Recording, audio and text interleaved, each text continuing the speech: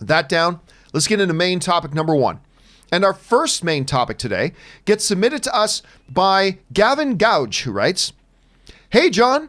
Billie Eilish's No Time to Die song is out now from the new James Bond movie releasing in April. Have you had a chance to listen to it yet? And if so, what do you think? Thanks, and bring on the filthy." All right, thanks a lot for sending that in, man.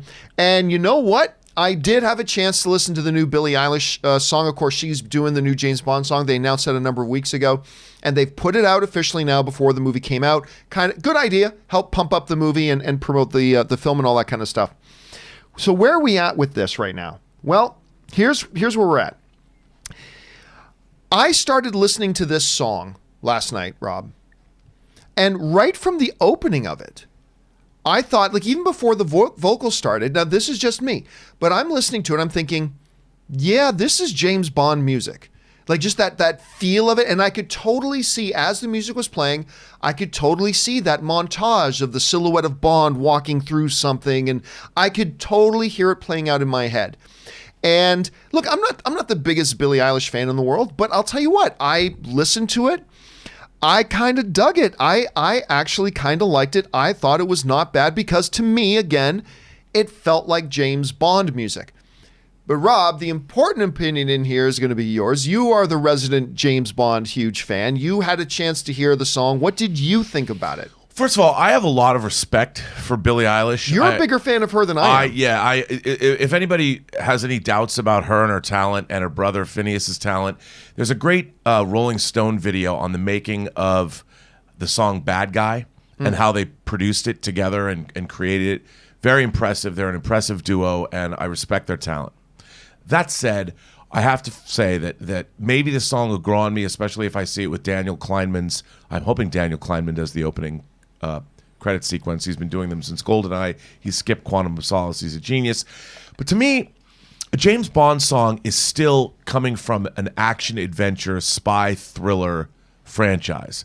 And I prefer Bond films that are a little bit more brassy and bigger and have a punch to them, something that promises what the rest of the movie will deliver. And I felt like, along with Sam Smith's song, this song was a little sleepy for me. And while I liked the song, I think the song is great. It made me like think about being 18 years old and breaking up with a girl than it did about going on some multinational spy adventure where I'm taking on the bad guys and the fate of the world is at stake. And I miss the Shirley Bassey, brassy Goldfinger, or Paul McCartney doing Live and Let Die, Sheena Easton, For Your Eyes Only. I mean, to me, For Your Eyes Only Duran Duran, View to a Kill, but Sheena Easton's as sleepy as it should get. And while I liked the Daniel Craig Bond started out with Chris Cornell's Another Way to Die, which, I Know Your Name. And then Another Way to Die was Alicia Keys and Jack White for Quantum of Solace, which I love. People don't like that song. I love that song. Then we got Adele doing Skyfall, which harked back to the Shirley Bassey, 3 Shirley Bassey songs she did. But then we got Sam Smith, really one of my least favorite Bond tunes, because it was all like, I'm James Bond and I'm really crying about my lot in life. James Bond meets the most beautiful women. He drinks the best champagne. He eats the best caviar. He drives the best cars. He wears the best tailored Tom Ford suits. I mean, he fires the best guns. We all want to be James Bond. He's styling, profiling, limousine riding, high sky flying. Yep, This song did not make me want to be James Bond. It made me not want to be James Bond, because Bond is basically just a sad guy who loses his love. He loses everything all the time. And that's how I feel about it. Aaron, you had a chance to hear the song. What did you feel? How did you feel about it as a song, and how do you feel about it as a Bond song? I think it is a phenomenal song for meditating. For meditating. Yes, I am in complete agreement with Rob on this. I listened to the song, the beginning, and here's the thing. I am a Billie Eilish fan. Let me put Joey down. I think she's remarkably talented, and I really like what she's doing outside of her music as well. But yeah, the beginning of it, she has this vocal quiver that she's kind of known for, which I appreciate, but it was very jarring in this setting.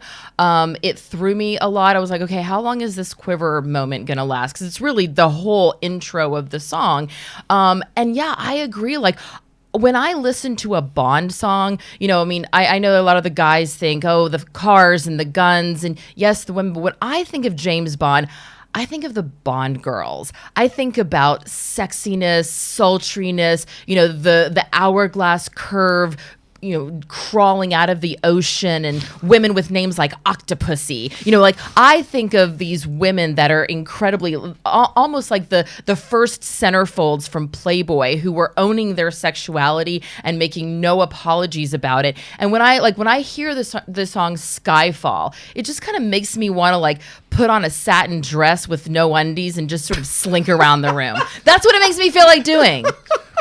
That's why so we if love anybody's you. got that on Spotify, send it my way. But this song, it didn't make me feel sexy. It didn't make me imagine that, that provocative woman with a cigarette just sort of glancing over her shoulder. That's what I want to feel about a Bond movie. I don't go to Bond for the guns and for the cars. I go to Bond for the sex. That's all I want in it, okay? And so if this song is not going to turn me on and make me squirm in my seat a little bit, I'm not really excited to see the movie. So I'm hoping that, I'm hoping that our first trailers and teasers bring a little bit more sexy. I have to say, you really summed it up, because the character of James Bond is facing death at every moment. That's why he's a total sensualist. He drinks in life. Yeah. And the last two Bond songs, this Billie Eilish song and Sam Smith's song, were not about that. It was all about, I don't know, lamenting loss and thinking about your life and taking stock in who you are and all that. And that Bond doesn't have time for that. Bond is not some introspective emo. Let me think about my lot in life. And look, I get it. We already see the secrets that Léa Seydoux has and all that. But really, if Bond's really married to Léa Seydoux, he was married to Léa Seydoux. He's doing all right. And I think that what we want from this is look, the Bond franchise is all about wish fulfillment. It's all about being the guy you want to be. James Bond is the man every woman wants. He's the man that every other man's scared of. And he's the baddies see him as a threat. That's what these songs should promise. Okay, but you and I were talking about this a little bit just before the show started. Here's my position on this. Most Bond movies, we've got a pattern with the opening of the Bond movies. They have their cold open, we have a scene to start the movie, and then we do the opening credits song, right? It really depends. I don't think we can judge this song as a Bond theme until we see that opening cold opening. Because if the cold opening is something that ends with something tragic, right, and something deep, then to go from that into the theme music of ba ba ba ba boom, James Bond is here, it would feel awkward and out of place and jarring. So I'm thinking, if this open, now this is a big if, I'm just speculating here. If the cold open ends on something like really either traumatic or tragic happening to Bond, then that flowing into an opening credit sequence with this song actually works and could work really, really well.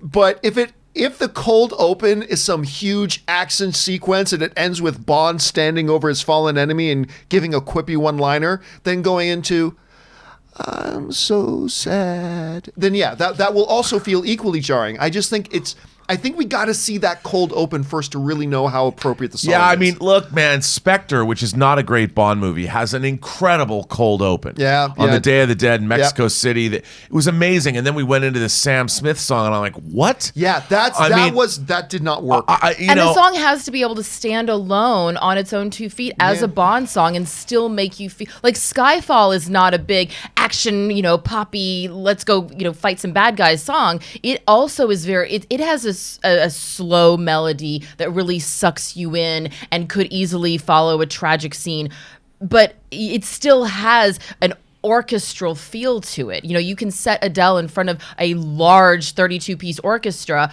or Yeah. however many pieces an orchestra has. Sorry, guys. But and still still make you feel something. I just didn't feel anything with this. I think it's a really lovely Billie Eilish song Yes. for her album, a great song for her album that I would love to listen to. I just don't think it fits in the world of Bond. All right. Well, go ahead, Rob. Last No, thought. no. What I'm curious about is a lot of the time the best Bond songs, the composer also worked with them, Right. so you hear the melody of that song repeated through the score of the movie, which I always love. And I'll be curious if that's the case, then I might this song. Look, Bond songs can grow on me, and obviously Billie Eilish is talented, and I liked this as a song. I just don't know if it's a Bond song, but again, like you said, John, let's see it in context. All right, guys, question is for you. What did you think about the song? First of all, what did you think about just as a song? Completely independent of anything else, what do you think about the song? Secondly, what do you think about it as a Bond song? Like, I thought it felt like a Bond song, but as to its effectiveness, I think what we're saying here is let's see how it fits into the movie before we finally know. But what do you guys think about it? Jump down to the comment section below and let us know your thoughts. All right.